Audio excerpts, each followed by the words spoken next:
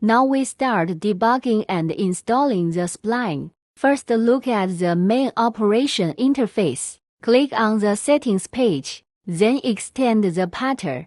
You can see the pattern sticking out. Then lock the spline to the bracket.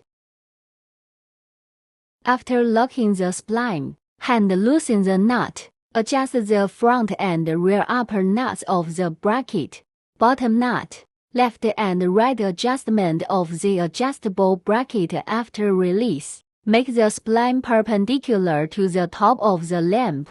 After adjustment, lock the nut.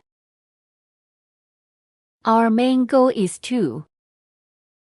the distance between the light bar and the light port.